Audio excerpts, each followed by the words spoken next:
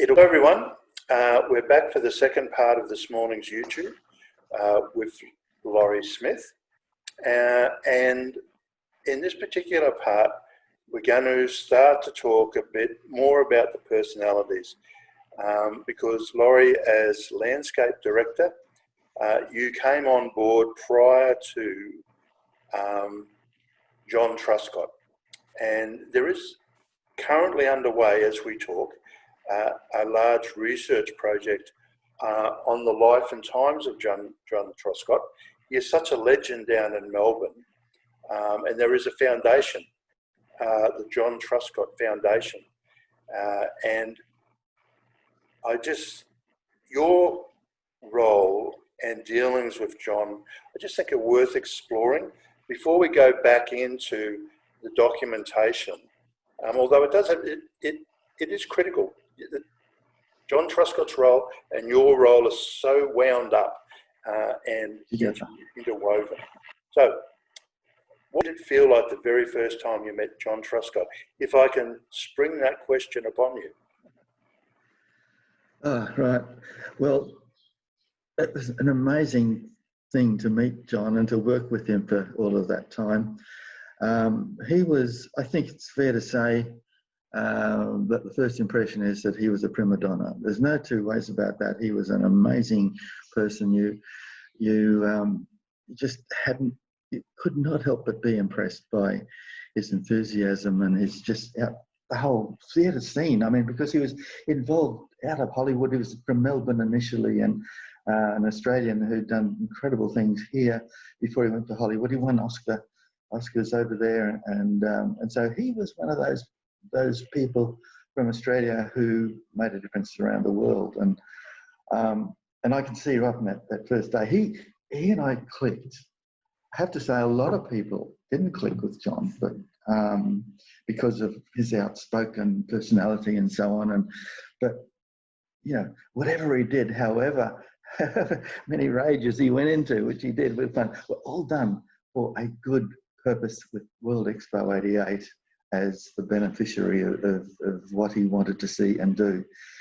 And I always like to think that, you know, in those early days when I was developing up the concepts and so on, and you know, we were talking about how we're going to really make this a major, interesting place to come to people to come back time and time again and to be impressed by it. And theatre came into it, cinema, all those sorts of things. But so it was with the appointment of John that brought all that in. And so what for me was fantastic was he looked all through the documents that we'd been doing, and he said, oh, you know, there's some fantastic things here. There's a few things there, many of them really, that I really like, and things like the epiphyte forest, which was something that he really you know, liked, and he said to me, look, you know, this is so good, I'm going to go and I'm going to get you a whole lot more money and assistance to make this happen. Because initially we designed this to be 10 poles, just 16 metres high, clothed in orchids and epiphytes and so on, in the centrepiece of the Queensland Pavilion forecourt. And John said, don't worry about 10, we're going to make that 60. And with that, up to Expo House, got the budget, which increased it remarkably, as you can imagine. So 60 poles, completely clothed, top to bottom, with orchids, epiphytes, and ferns, and he added on the incredible theatre from Hollywood, with fogging, with colour, lighting, sort of enshrouding it and changing it, projecting images from the top of the poles onto the sunscreens above of the rainforest canopy, and a whole lot of other things, and sounds of birds and frogs and whatnot. You know, so it really brought that epiphyte forest alive, and it was one of the things I really wanted to do for Queensland, to say this is Queensland. Rainforest is our major draw card for many tourists, and you know, rainforests take 2 years to create by nature. We had, you know, a couple of years to do it, and we did.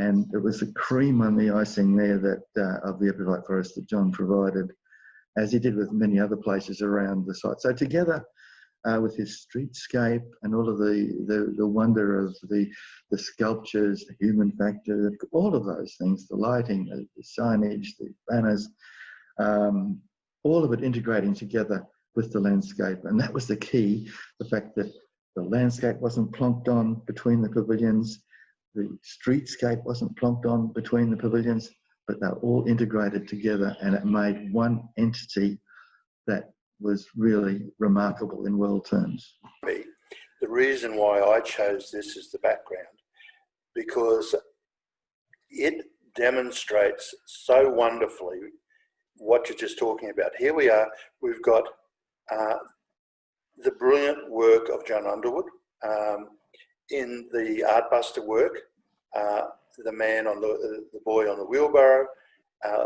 and the bigger picture there shows a really thoughtful landscaping scenario that the boy and the wheelbarrow is set in. Rick Birch's Street Performers is standing there, and this is a Rick Birch photo, I must admit, and it to me just demonstrates so wonderfully all those topics and themes and concepts and enthusiasms that you just have brought to this YouTube. And I must say that some of that work that you just spoke about is evident for people if they turn up at the Roma Street Gardens and walk in from the car park where continuous division is about 6:30 to 8:30 in the morning, where the fogging machine's going and the birds chirp, and it's just reproduced there to this day. Every single day, Roma Street benefited so much from the experiences of World Expo 88. And that is just a credit, Roma Street, to the tourism narrative of Brisbane. Yeah, well, that's true, and it was my great honour to be involved as landscape architect for Roma Street Parkland too. And like Expo, we had about a 4-year lead time to create the magic that you see there today. And so there were many things that we applied and used at World Expo 88 that influenced the planning and design at Roma Street. And yeah, so it's great to see that that was part of the legacy of Expo. So much of that legacy is treasured by the people of Brisbane. Yeah, it is indeed. And Lawrie, we'll cut off again here, I think after very thoroughly talking about John Truscott, and we'll just move on to the other points within this core original document. And Lawrie, I'm hoping that you're enjoying the experience and the narrative that's occurring. And we'll cut off here and we'll come back in a couple of minutes' time. Thank you so much again, everyone.